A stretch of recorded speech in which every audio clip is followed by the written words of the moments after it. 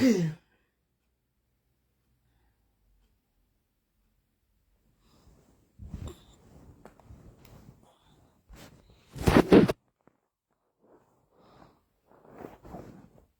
morning guys. Good morning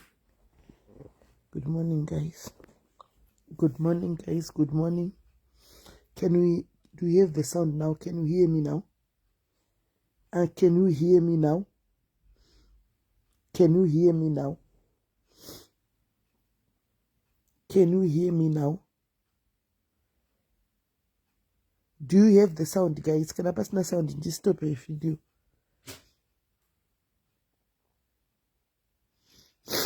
Do you have the sound, guys? Can you hear me? Yes, thank you, Mary. Thank you, Mary. Thank you, Mary. Thank you, guys. Thank you. Right. I don't know where to start. All right. Mondiregererawo, guys. Please pardon me. Mondiregererawo. Sometimes zvimwe zvinenge zvisiri zvinongoitika. I don't know. Inini pachi zvangu, guys. You ask me. I don't know how I do it sometimes. Handitozivi kuti zvinofamba sei. I don't know. Ndogona kuti ichi chakati handichadai. I don't know how it does. So ndangofunga kuti maybe it's I just do as the spirit leads. So guys, ndashaya ndodi ndashaya ndota say I tried to avoid, but ndanitsika ndota say anyway ndikaendiwe bate maya kudza nyaya kavanako. So as much as I tried to avoid it, but Hello, Sisine. makati tadzoka pachipamwe mainyi. Muri mudiki kwandiri Sisineli, uri mudiki mini. Ndiri mudiki kwamuri. Chaizvo. Okay. Pakanaka isisi. Aiwa tadzoka pachipamwe. Right. Ndazongo ameno zvandandati tinyorai post ndikande ameno zvinongoita so sometimes ndinongozo ameno the spirit sometimes leads ndangobaya live ndiripa live as I speak. I know kuti hamusi kuziva. So I want you to say your story sekutaura kwamaita muchindiudza inini. Rubatsiro rwamuri kuda rudikidiki harusi rubatsiro ruhombe but zvingori touching. So ndachikumbira kuti mungotaura mega kuvanhu kuti zvakamira sei. Makadi hama dzangu, hama dzeZimbabwe. Ini ndiri mai vane vana 4.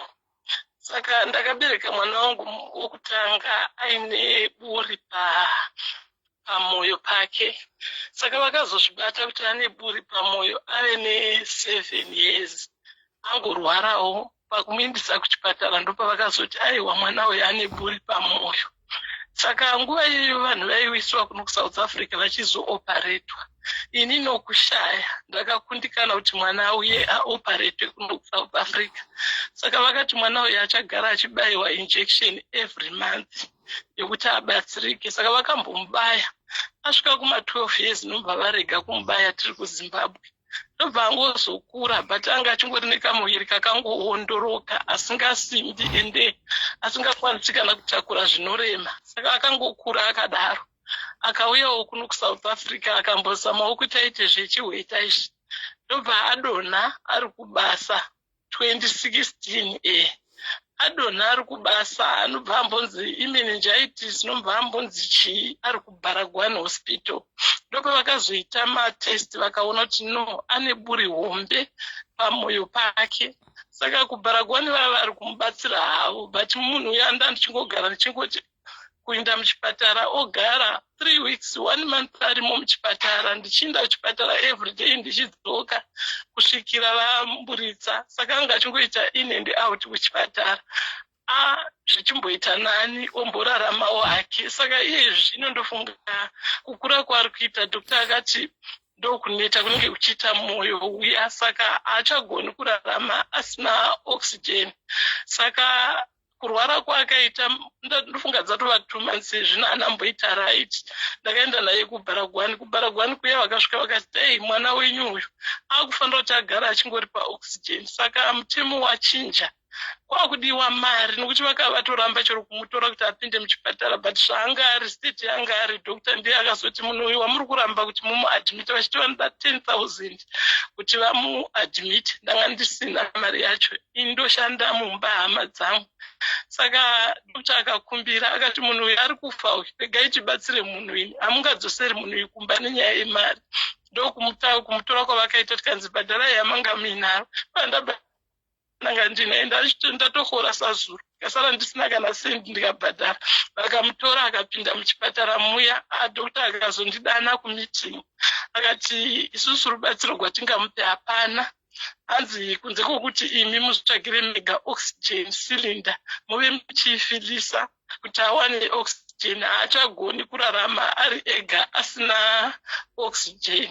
Saka dokta uya adaro vakabva vamudischarge akangosvika mupa akaita 2 hours ari ndoda kuti mutsanangura, hamuna kutsanangura kuti nemhaka yei dokta akati hatichakwanisi kumubatsira pano. Akati dokta muhurumende yatiyo maresources echipatara ndeemasouth Africans, uyu munhu iforena, hatichagoni kuti timubatsire pano. Ipapo hama dzangu ndandamboendiswa kune vanodhila nezvemari dzechipatara, vakasvika vakandituka nenzira dzavakagona nadzo kuti chigwere chake ichi chinodhura, hanzi chinoda 5,000 per day. Ende imimi kutonzirwa tsitsi kuti munhu yanga achingouya pano mari yake yakaowa yakusvika more than 300,000 pano pabhara achingobetserwa. Saka izvino hatichazviiti ende hatichatomubatsiri zvachose, anotofanira kuti abhadhare mari, kana asina mari haachadiwi pano. Saka vakazomutora avo dokta akumbira kuti ngaabetserwe. Abatsirwa kudaro, dokta akazoti hatichagoni kuramba tichimuchengeta kuti ave achinda paoxygen yechipatara, because oxygen ndeyemaSouth Africans, iye muforena. Ende uyezve imi moga zvitengere mega silinda yeoxygen moifila motogara nayo kumba, nokuti mukasadaro hararami. Saka vadaro vakabva vamudischarge anobva ndahaya mota iya kuti akangosvika mumba abva kudischargewa 2 hours chaidzo ndovatanga kufita. Kana achifita uzombotendi kuti achazoita right, akataura futi. Ndobva ndahaya mota futi kumusenga kumudzosera futi kuchipatara kuya last week neWednesday. Tasvika kuchipatara kuya dokta akati mamudzosa futi. Ndakakuudzai kuti kuchipatara havachadiwi maforena, tsvagai mega silinda kumba. Saka vakapedzisira vakamubvisa futi kuchipatara kuya. Zvinoti naye kumba togara kuSoweto inzvimbo inotyisa, asi kuvata tiri panze dzimwe nguva achitsvaga mhepo yokufema. Torarama dho akashama kuti mhepo ipinde, haarari pasi, anenge akangogara kudai. Akati arare mweya unobva wanyanya kupera. Saka kana paine oxygen toita kumisa paoxygen kuti awane mweya, uye kufita ruoko rwake rwokuraiti kunenge kwakusheka negumbu kana akutanga kuti akuda kufita. Saka madeko ruoko ndo rwakanyanya kufita kubvunda negumbu, but haana kuzopindura ake maziso nokuningirikira kwaanoita kana akufita. Saka ndichingochemawo hama dzangu kuti ndiwanewo silinda agone kuwana oxygen yokuti agone kufema nayo. Right. Kana pane vanoda proof, proof ndinayo, ndichavataridza pano sezvo manisendera aushow. Ndosaka ndabvunza paya kuti muri kupi, mukati muri kuSoweto. Ndafunga kuti ndiri muri mudhuze kuti ndigone kuzosvikako, but ndaona kuti muri kure. Ndikachinditumirai mapikicha emwana, mukanditumira mapikicha, ndinawo handichavataridza. Mwana uyo ane makore mangani izvozvo? ane 35 yezvino. Ave ne35 mukomana, haana mukadzi, hana chii? Anga atova nemukadzi nezvana 2. Saka mukadzi aripi? Aripo, mukadzi wake aripo. Okay. Saka mai ndo vauya kutsvagira mwana wavo havo rubatsiro, mukadzi haana kukwanisa kutsvaga rubatsiro rwomurume wake. Mukadzi uyu SIS MELLY, handizi kuti ndingatsanangure ndichiti zvese ndindotongomira pane zvese SIS MELLY. Iye murume wacho angari munhu uya wekuti haana kana rubatsiro rwaanopa nenyaya yekondisheni yake. saka muroora handingasvora hangu kuti haana kutsvaga rubatsiro, haana kudii. Munhu uya wokuti kana ndotoshungurudzika kuti mwana wevanhu. Saka ndichitongoti zvese SIS MELLY ndini, kuti kuchipatara ndini, kuti abuda muchipatara ndini, kuti adla ndini, kuti chii, nemari yomumba iyoyi. Alright. Saka gasi iri mati gas cylinder iri empty cylinder gasi rakanzi mari. Pakaita manhingirikiri ndogona kuzokutumirai, pakaita 2 vavakatitumira veEdge navacho vakati vanere 3000 ndo chidiki, koita ye4.9 ndiyo hombe. Saka enda ndichingochema zvangu kuti ndikawana diki zvaro zvitori nani, ndogona kutongobatsirika kuti kana akufita kana kuti mani rikuti tirare akamboisa oxygen ikamublowa maybe anogona kusiya mapasi. Right. Mama, panapa mutemo wedu takutoita strict nemutemo wedu no matter pauya kesi yakaita sei kana kuti kesi yakaita sei. Mama, muri mudhayari here?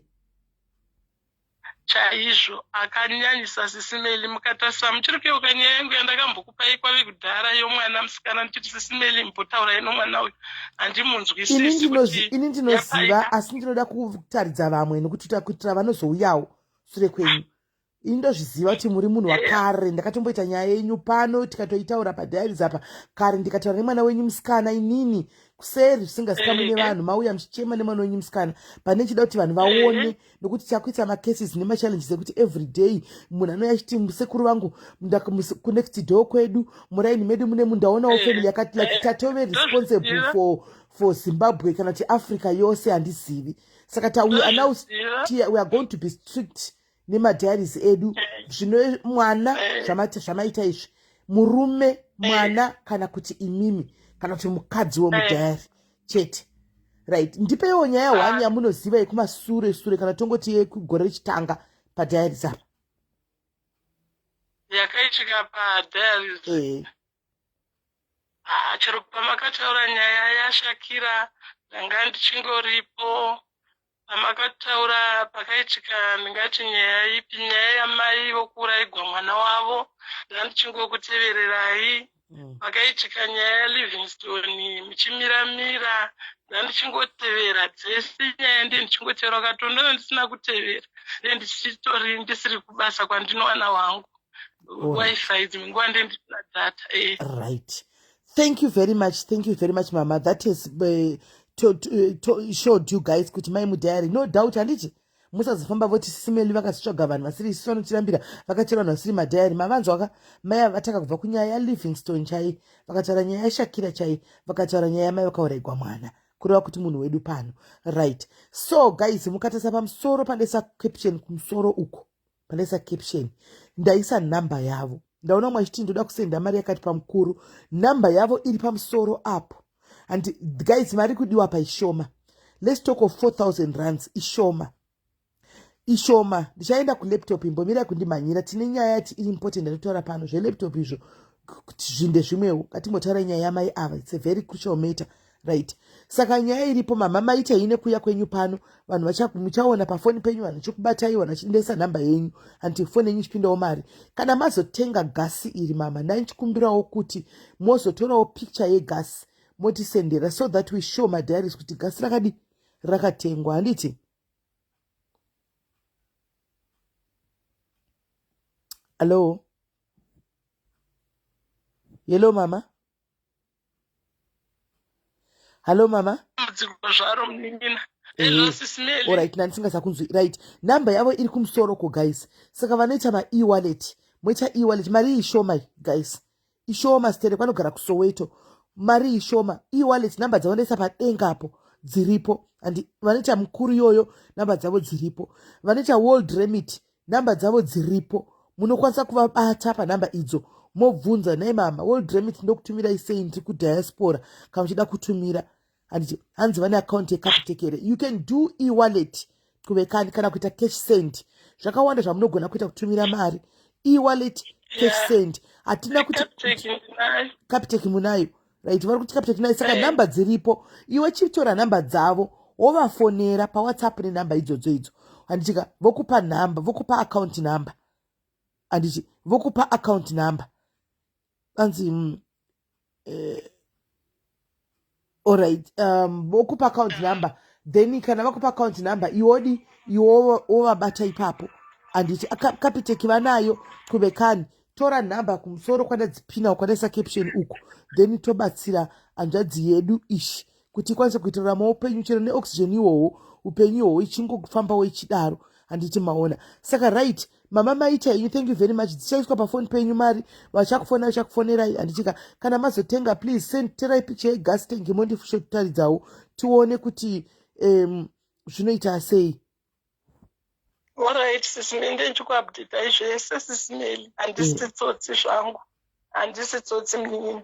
Nchikuupdate zvese. Ehe, moita muchiti update zvese tite tichiziva kuti zviri kufamba sei. Handokudza isisimeli. Nyangwe situation yacho yadindokudza isisimeli. Kana zvaramba ndokudza nini hazvinenge zvaramba. Ndizvozvo. Munenge muchingotiudza. Right. Thank you very much mama. Right. Ndoda kutaridzai picha yemwana wavo yavandisendera and so that you guys can see. Ndiye mwana wavo ushu. This is the guy we are talking about. This is the guy we are talking about. And this is the guy we are talking about. Ndiye mwana wavo ushu. Wamai. Mukomana mufunge murume.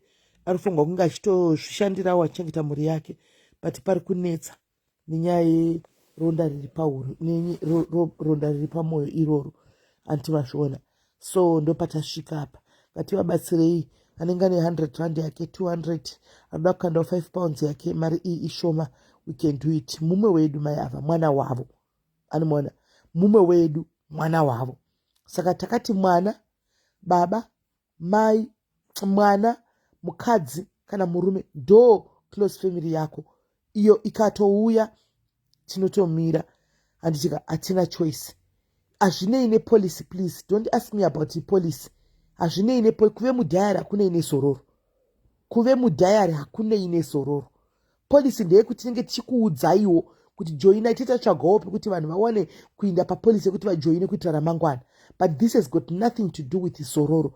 This has everything to do with diaries.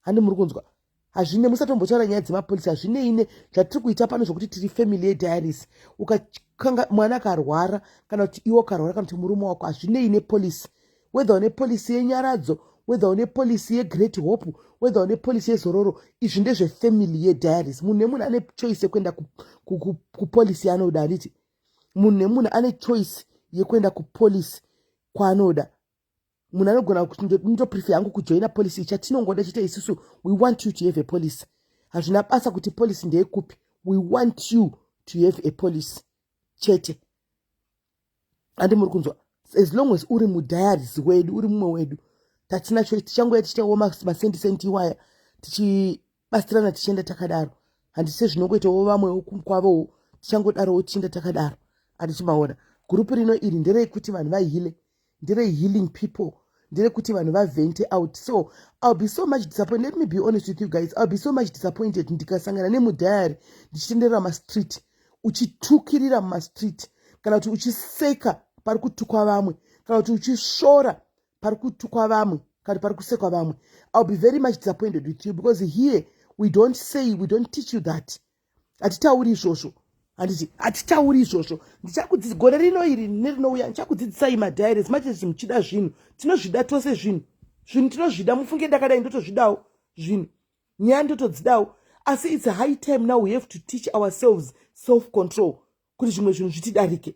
How are we going to do that? Tichabatsirana pachedu pano munhu anozviti mudhayari I see you there guys. Ukaona mumwe wako waunenge unaye mucomment section padiaries pano achizviti mudiaries achipinda maactivities anotukwa vanhu achiseka achidini kudiaries there and there imva wanoudza mumwe wako ipapo mutsiure muendere kuinbox handika kuti ko mainini kuvakoma ko iyi ndeipishi and ini ndikakuona I'll take the screenshot ndouya nayo ndokuvinga kuti isati daro pano guys. As diaries people ndiuchaona madiaries angu chaiwo chero takaita 300 mareal diary I know kuti mwana wangu yakuteera nyaya haasi madiaries koita madai hard diaries chete 300 chaiwo we can change the narrative ine vanhu kunze uko. We can change the hatred ine vanhu kunze uko. We can show love to people kunze. We can challenge people. But not tukwa, we go and show love. Ndazvudza chimwe chinhu nhasi nezuro. Ndakati pandotukwa ndikasangana nekomenti ndinondituka, handisi kuenda notuka back. Ndanga ndakutukawo back. Ndakazvudza ndikati handisi kuenda notuka back. Ndichaenda ndondoshowa love pakomenti iyoyo ndokusiya wakadaro. Wosara uchitukirira uri wega, but I'll come and give you love pakomenti yako. Ndichakupa tambo yekuti zvisungirire wega. Ndozvandichaita. We can do it, my diaries. We have had enough. This is too much. It's getting too much. We are enjoying tichiona vanhu vachiparara nekuda kwezvatiri kuita. Antimaona. So we see, ndikakuona inangu mudhari uchandituka kana kudini, but ndichatokuvinga kuti komainini madhari, so we don't do this. We hatidaro. We can change, guys. It's a war. Those that ihondo. It's a battle. Ihondo, because we are now fighting the devil himself. Zvatakuda kutanga kuita izvo kuti tikaona tikugwana sena ngozi pachake, he's relaxed now, arifunga kuti he has dominated social media dzese. Ihondo na Satan yatatoda kuita iyi, but we can conquer it through Christ. We can do all things possible. And saka guys, musandi compare na anybody. Blessing Chitura, please don't compare me with Tyra or anybody else. That's ndo zvatoda kuchinja izvozvo. This is what is wrong. Ndo zvinokonzeresa pressure kuvanhu, zvokonzeresa futi kuita mahondo muvanhu. Musakombeye vanhu. Munhu antori ini ndakatodai handimbofi ndakafanana the next person. And ndakasikwa ndiri Melly, handifi ndakafanana neumwe munhu. Ndinotongobira ndakadai. Don't ever compare munhu neumwe munhu, me or anybody else. Musandicompare na anyone. Nditori inini ndakadai. Kana mchida kundibatsira kuchinja, help me to change ndiri Melly. Musandichinje nekundicompare na somebody else, because munenge vakundipa pressure. Animaona. Kana mchida kubatsira the next person kuti akure growth yaya, mubatsire akazvimiririra, because munhu nemunhu akatosikwa ane hunhu hwaanaho maari ari zvaari. Andimaona. Zvamunofarira nezvamusingafariri. Ndibatsirei kuti ndive munhu, batsirai munhu yetave munhu anoita zvakanaka ari sezvaari. Don't try kuti amumucompare na somebody else. Andimaona. Let's try to behave, guys, right? Toda kutenda Mwari, laptop yavepo. Toda kutenda Mwari, laptop yavepo. Kani mbotsvaga stariki lecompany. Tineve company yane zuro vakanzwa ndichitaura paya. Company, thank you, the whole lot company yakabva yapindira ikati we are going to donate a laptop for diaries. They have partnered with us. You see the growth that we are talking about. We are growing. Tikukura. Saka ve company vakabva vakura ve inonzi Arrowing Logistics iri ku UK. Arrowing Logistics company partnered with us. They gave us a laptop. Saka muri kuvhurirwa manje for registration. Anditika. Saka anytime yakapostwa ndisingazivi inosvika nhasi here sezviri weekend kwatinosvika neMonday. Laptop ichingosvika basa rasa ramaoko Selina makuchimhanya kuenda kunoregister. Kuregister, let me repeat it here. Hakudi kana cent, hakudi mari. Handi muri kunzwa. Mukanzwa Selina vakuti bvisa cent vakutoba. That's a lie. Kuregister kunongodiwa madetails ako, zita rako, handizivi surname yako ndizvo, address yepa uri kugara iko zvino, phone number. So that when things like this zvauya pai zvitogona mamava zvaitika izvi. Handiti before tinazvo ndabvunza panotipewo zvamaziva kumashure uko. Handibvunzi ndabvunza ndinongenda naAndiselina ndokumbirawo mundichekerewo munhu anonzi Savelo Shinga Mbuli kuti arimo here musystem menyu. Vanongoenda ofuchi Savelo handina nicherevo Andiselina ndifuti vangaita doubt uyo asi munhu wekuti ndingatomboenda kunotita sei kulaptop, because munhu wepano zvekutodaro, munhu wemudhayari chaichai. Ndinotongoziva kuti kune vatotoziva nemusoro nekungomeso kuti haiwa uyu munhu wedu, uyu munhu wepano, kwete vamwe kuti inojoiniwa everyday diaries, vanhu vanouya everyday hatizozivi. Saka nenda kuti nditarisireiwo example arimo here anonzi Savelo Shinga uyu, votarisa kuti aiwa tinaye mudatabase. Handika ndakutongouyawo pano kuti vedu moweda wigwa dambudziko rakati ngatibatsirei. Hanimukona. Saka hapana mari inobhadharwa. We just want your details so that zvipinde mudatabase, zvikepchiwe mudatabase, so that we know kuti you are fully one of us. Antimanzwa. So ndo zvatinoda tingoudzana mangwanana nhasi. Maita enyu guys kune vese vachitambadza ruoko rwavo vachibatsira mhama ava. ndanichiti mainini zvikanzi aiwa ndiri mukuru kwamwe ndaziva kuti mukuru vane mwana we35 years aiwa mukuru nekure handimaona saka nditotozotendawo vese vachatambadza maoko avo vachiisa something kuna mama oxygen 4000 imari shoma pano padialysis ma4000 hatisi mari dzoti tinotarisa pano pane vanhu vakaropafadzwa pano pane blessed people vekuti tikataura we talk of money tinotaura mari dzakareba dzichibviswa within an hour 4000 iyi haisi mari yekuti tingatoti let's help ye vawane oxygen yemwana. Unfortunately, we are not registering my ghost accounts. Unfortunately, we are not registering ghost accounts. We are can only ghost go with your original account. The account yako ghost, we don't register ghost account. And so yeah, why can't you register then? Okay. Register kana uri kupa munhu wese tati hapana sendi rinobhadhika kuti ungati ndakashawa maregistration. It's free of charge. Saka mashanzi ndiri mudhayari handizokwanisi kuregister ndizoti ndingochira kuti kudi hausi mudhayari. And tichange takutodhila nedatabase iroro chete. Tichange takudhila nedatabase chete. Kana pasina database aiwa hatina patopindira. So once again, Arrowing group of company, the Arrowing company, thank you logistics company, thank you very much nekuita kwamaita chitiko chamaita chekuti mutipewo laptop yekuti tigone kushandisa semadiaries pano kuchengeta zvinhu zvedu mulaptop yatatinayo yanga yakatofa amauti andiselina vakaroverawo pasi sei yanga yatofa andiselina motichengetera laptop yedu naika musarovere pasi anditika right ndo zviripo. Thank you very much vasikana mwari wakuitirai zvakanaka. Tati close relatives, emergency family members, that is murume wako, mukadzi wako nevana vako. Anditika kana uchi murume wako, mukadzi wako nevana vako asiwo nevaberekiwo hama vana mai nechi chivhura police, open your police uwane kubatsirika. Antika open your police uwane kubatsirika. This is not a burial society, guys. Yedu haisi burial society. We are just looking out for one another as diaries family. Hatisi burial society. Tingori a family that is trying to look out for one another in terms of problems. And because kurwara muna zvakunoita kurwara kunotouya usingatozivi kuti zviri kufamba sei kana usina zvaunenge uchifungira. Mapedzi ari kuya kuno kuUnis nchina kuno kwa take them to Zim papa na December pandiri kuenda. Anditika saka ukauya uchinyoresa pauchauya uchitinda mwana wangu arwara afirwa adai, we are going to have my investigation team icha investigate kusvika pakadzika. Saka musafunge nyucho chatora machance because change tine matauni ese kwaunenge uri kuchaita team dzicha investigate zvakasimba kutadza kuti nyaya yako ndeyechokwadi. Kana kuchiti pafiwa hakuonga usina kutora polisi mwana afa tinenge tichitoda burial order chaiyo handimaona kuti tiwane kutangira ipapo zvese. Kana kuri kuti parwara tinenge tichituma team kuti nyatsomira chaiko.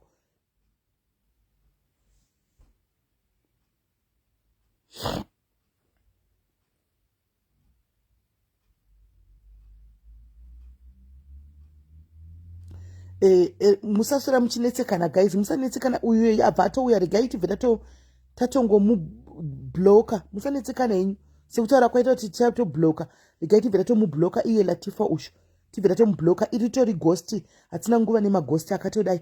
Ukatoya pano unenge utotibatsira because we are going to remove all toxic people like you. Hatitsiurwe neghost, uya utitsiure uri munhu. You want to tsiura us, come and tsiura me and tsiura people vepadiaries uri vanhu. Usatsiure vanhu uri maghost account. Uya utsiure vanhu uri munhu. Tinotokubloka because we are trying to clear all this negativity. We will try to clear all this negativity. And the people you are allowed to think you are allowed to think we know the truth. We know the truth.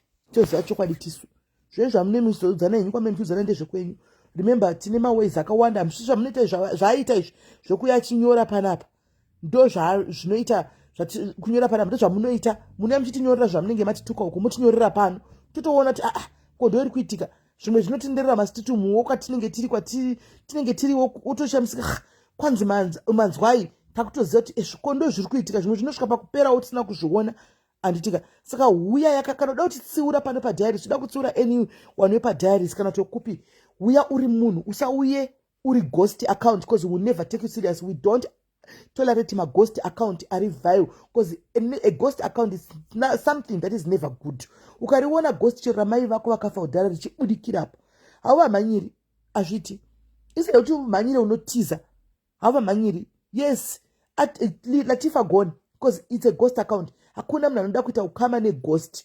Zvikuru sei chete kuita ghost rinenge chinzi hakuna reason yako kuti umboita ghost rinozotukira. Ariko maghost atotoziva kuti pane maghost apa, but havatuke vanhu. Tinenge tinawo comment section vanenge vachingozvikomendera, vanenge vachidini. Iwo chinozoita kuti uite ghost kuti unoda kuenda kunotukana nevanhu, uchituka vanhu uchita sei. Chii? Hausi ghost ritori right. Hakuna hako ghost ragara rakatonaka, asi kuti vamwe vakaita maaccounts iwaye fake to protect themselves from mabasa avo nechichi. Tinotongo kubloka. We are screening. Kana tida kuenda mberi chako sevanhu, tichabvuma kutsiurwa nevanhu. Be it ndini, be it ndi andiselina, be it ndi chairperson, be it ndi cheri, be it comment section chaiyo. Uchatitsiura uri munhu zvakanaka wouya. Vedu we indau yakuzokutsiura isimeli ndofunga pakati apa pamuri kukanganisa dei madai. Hatina munhu anoramba kutsiurwa, because sorry kana tichigona kuiburitsa hatirambe kutsiurwa. And matsiuriro amunoita ngaivewo matsiuriro kuti uri kutsiura nerudo. Pane kwokuti munhu unoda kuuya uchitsiura uchichinyira munhu kana kutuka munhu kuti ndiri kutsiura. Hakuna kutsiura kwakadaro. Kutsiura unotofanira kutoziva engu yekutsiura, kuti ndotsiura munhu ndakadai, ndinototsiura munhu ndakadai. Kana uchitsiura munhu toziva ndiri kunotsiura munhu, ndiri kunovaendera kuti but paya mapaona bho here paya hanimaona ndiri kuonesa kuti madai hakuna munhu anombotora offense. But ukauya uchitukirira vanhu otswai ndapedza ndiri kutsiura hamuzi chinonzi kutsiura, hamusati makuza chinonzi tsiura. Saka chimbomirai kutiudza nyaya dzekutsiura. Kutsiura kwakanaka, but uya uri munhu fair wouya paya munobhaisa paya, but osimeliso tichitoseka ndoti ndabhaisa here but paya mugadzise mukademka alright vanotoseka nezvazvo. But ukauya we are not going to tolerate you. You don't tsiura asi uri ghost. Who are you? Uri ghost ndiwani kuda kutitsiura? Ndiwe ani? Saka usauya kochifunga kuti hanzi chakuchengeta nokuti hanzi unenge ndauinda ndiri ghost ndazodai. Tinotongokuenda because hatina tiri tokunid. We don't need you. And you don't need us kwamunenge muri, so that's why you never see us there. We don't do ghost accounts. We don't do ghost. And I did ghost account. I don't have a ghost account and I'll never have one. And it ghost account. Nyaya aleta kandirwadza. Inorwadza nyaya aleta. But chingadini, right? Tapedza pa registration apa. Topinda pa nyaya kutaurwa ya aleta. Munoziva aleta guys vazhinji venyu. Munoziva aleta achabatikise kusezva zvataimubata tichita kapaya. Paya anga ari kuma cells, anga asiri kujere. Kana uchinge watotongwa wakwenda kujere hauende nefoni sezvavanga wakaita pamacells zvokuti vaipiwa mafoni nemagadhi jere. Zvakutomboda kuti ambonotanga ambonorida line rekujere kwaari kuti kune munhu ane foni here, yatove phone number new one, phone new one. Andimona. Saka right now asati aziva kuti achabatika papi. Aleta munomuziva ari mukadzi wamaiti imbofonirai aleta ari mujere aitaura stereki ari mumacells. Angakatongerwa nyaya yainzi ndeye child trafficking, human trafficking. Achinzi human trafficking, anti muri kuiziya achinzi human trafficking ari kujere. Achinzi akatora mwana watete vake mapofu akauya naye. Mukadzi ateta naye ari mujere achiti muno mujere muno ndiri kutonga chiseka naye ari macells. Manga mine foni yavaive naye avaishandisa macells. So akazoenda kunomuona anga atori patakapesa taura naye. She was so hopeful, mufunge, very hopeful, achiti mai vemwana vauya vakatestifya mukoti zvikanzi vakataura kuti aiwa ana kuba mwana wangu ndindakatomupa mwana kuti aende naye. So tose takanga takati maiwe nyaya iyi iri mumaoko mamai. Vakauya vakati mwana wangu handina kumupa. Chokwadi human trafficking chaiyo. Anenge achinzi akatoba mwana. But mai zvavanga vai vakati aiwa ndindakanga ndamupa mwana hapasina nyaya, anogona ngopiwa utonge wake kuti mwana anga asina mapepa, but haizoiti chaji yakakura. Handizivi kuti pakafamba satani sei, mufunge. Aleta akatongwa last week ipapapa ndobva apiwa 32 years. Mufunge 32.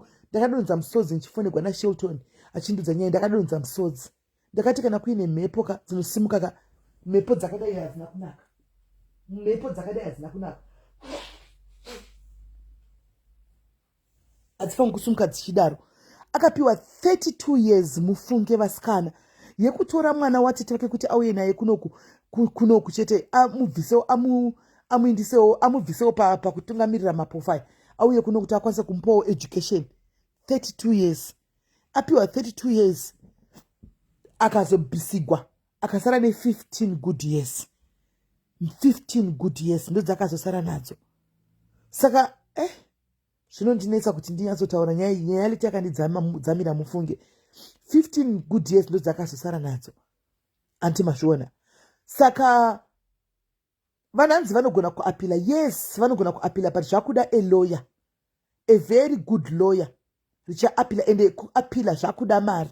Asikana zvakuda mari yacho inobvepi? Ndichitaura nemunin'ina wake Dudzirai Wodo anogara kuZimbabwe. Aitoti ndakatengesa, ichiri kesi chaiyo kuku, akatengesa zvaive nazvo mombewo, akatengesa kuti achizama kuti achidligwa mari nemaloya kuti tinogona kubudisa sisi vako. Akadligwa mombe akatengesa akati hapachina chiripo. And right now when we are talking of a lawyer, a criminal lawyer rinogona kumuburitsa kuita appeal up. Lawyer rinogona kuyaroti maybe I want something like 50 and above. Rikuda 50,000 and above, obvious. And rinenge chiti appearance yega kukoti rinoda mari. Antimaona. So ndakanamata munamato kuti Mwari batai mweya waAlete nepfungwa dzake. Asafunga mweya wakaipa, mweya usina kumira.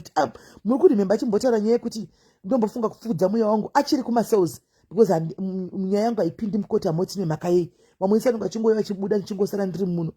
Ko azopiwa 15 idzi. Azopiwa 15 idzi. Upenyu wedu weka zvandinogara ndichikudzai daily kuti hakuna prize yatingaisa paupenyu wemunhu. Prize yatingaisa value yeprize yatingaisa paupenyu wemunhu hakuna.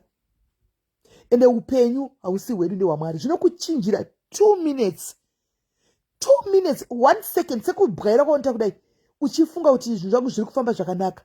Life inogona kutochinja zvamuchose. So ndodzoka pashoko rangu riya rekuti wadzanai nevamwe zvakanaka, garai nevamwe zvakanaka, ivai nerudo kune vamwe, paradzisai mweya wokutarisirana pasi, mweya wokutarisirana pasi, mweya wokutukana, mweya woutsinye ngaupere, ngaubve. Handi muri kuona sekubwaira kudai upenyu wako unogona kutochinja to the last number. Uchibuda padhoo rako remba uchiti ndiri kupinda mota yangu yakanaka, ndiri kuvhara dhoo, uchirivhesa padhoo, panogona kuya motikari inomhanya yoya ichikupinda upenyu wako bva wotonzi paralyzed ipapo. Paralyzed ipapo, usina chawakanganisa, usina chawadini. Life yatochinja. Wabuda mba uchifamba uchiwaka zvakanaka wakabata bhegi rako uchinde kwanga yatochinja life. 2 seconds. Wadzanai nevamwe zvakanaka. Dananai nevamwe. Itai zvakanaka. Patinogara patinofamba tinodi rudo ndochinhu chikuru. When akaenda kukoti achifara, even isusu, even imimi comment section taitotaura kuti hapachina nyaya, hapana nyaya, mai vemwana vataura, mai vemwana ndiva nenyaya yese yapera nyaya, hapana, tangomira kuti inde kukoti, kana oenda kukoti vosvika chimudischarge. Akasvika nonzi 32 years. 32 years. Tasaina siti kuti rwadziwa asara ne15 years. Upenyu. Nguva yekusora uchitarisira mumwe munhu pasi, kuvhairira mumwe munhu, kuzviona kunge ndiwo wakapenga unese, uri untouchable, haucommunicate neava because harisi level rako, hautauri neava because harisi level rako. Iko mazuva ano inda ndiri kungonyanya kungotenderera ipa paarea iyi. Why? Asi ndauda kufa. Sei ndiri kungotenderera paarea iyoyi. Haisi level rangu iri. Ava nditauri navo, ava vasi vanhu vangu, siyai mweya iwoyo. Hakuna value paupenyu. Hakuna life ivalue inoiswa paupenyu hwako. Handi muri kunzwa? Wadzanai nevamwe, garai nevamwe zvakanaka, siyai makuhwa enyaya dzevanhu, siyai kunyeya vanhu. Don't talk about people. Anokubatsira mangwana uzivi. Usatuka nevanhu every day. Vanokubatsira mangwana hauzivi. Usangove munhu anenge achingoti pese ongonzi mangwana hauzivi paunoponera kuti ndepapi. Andimoona paunobatsirirwa kuti ndeapa hauzivi. Mai vaya nemwana wavava dei vanga vari munhu auya anozikamwa nekuita mbiri zvakaipa muraini kana mumarokesheni kana pafacebook, vaibatsirwa here? Vaibatsirwa here? He dhoko ichauya wigi iyoyo, akuchina wigi ichauya, ndakatobva gasvikafarana. Andimoona hanzi naMisho ruoko rwangu runocha kunyora zvituko. Yes, ruoko rwako ngarutye kunyora zvituko. Mwoyo yedu ngaivhunduke patoda kutanga kutaura zvevanhu paya, kunyeya vanhu. Hana yako ngairove kuti bati zvandiri kuita munhu ngairove hana.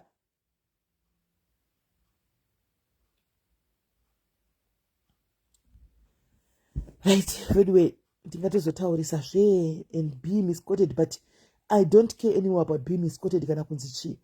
Kana if the spirit is leading me to say, and I don't know why, ndosandati asi zvingotambira paarea papa pamazano, asi mwari vada kuti ndise ndarayira, amen, ndichangotaura. Anoona, ndichangotaura.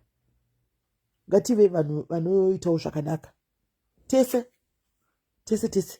Ngatitewo vanhu vanoitawo zvakanaka, vanhu vanoitawo atinawo tinenge tatukana kudita haticha. Amen. Mwari ndimwari vangotibatsira mukufamba kwedu. Yes, I'm back, Sugar Brown. I'm back from sin. Ngavangotibatsira zvinhu zvedu zvitike zvifambe zvakanaka. Mwari vakati tichungamirire tipinde mu2023 zvakanaka tese, because ndakakudzai ndikati pasara 2 anzi raisi renyu rakauya. Asati rauya raisi rangu, asati ndabatiwa, asati vandibata. Pasara 2 months. Tingati 1 month and some days and some weeks, 2 weeks kuti tipinde muna 2023. A lot is going to happen, guys. Be vigilant. Please be vigilant. A lot is going to happen. Many people are going to lose their lives. Mepo dzavavengi dzichasimudzwa. Satani achamira. Ma-accidents achaparadza vanhu. Vamwe vasina vari right, vasina chakanganisa, vamwe vaka nguva diki yasara iyoyi zvinhu zvakawanda zvichaitika. Taikumbirawo kuti muchifamba wenyu muchibuda vadikani, namatai, ipai musiki rwendo rwenyu kudzoka, ipai musiki, muchimuka ipai upenyu hwenyu kuna musiki, kuti zuva ranhasi Mwari nditungamirei, zuva roga roga Mwari vave newe vakuchengetedza. Pachaitika zvakawanda. Pawane ndafa apa months apa. Munoziva kuti muNovember wagara mwedzi unonzi ameno. December Satani anobata nenyaya dzekuti vanhu vanenge vachifamba, vanhu vanopiwa mabhonasi, vanhu vanodii, anobata vanhu ipapo. Ngativei vigilant. Guys, rufu ruriko atirambi, asiwo ngaruuye kunzi nguva yakwana. Kwete rufu rwokunzi dei anga asina kudai apa, pamwe dei zvakadai. Kune rufu rusuri rwaMwari.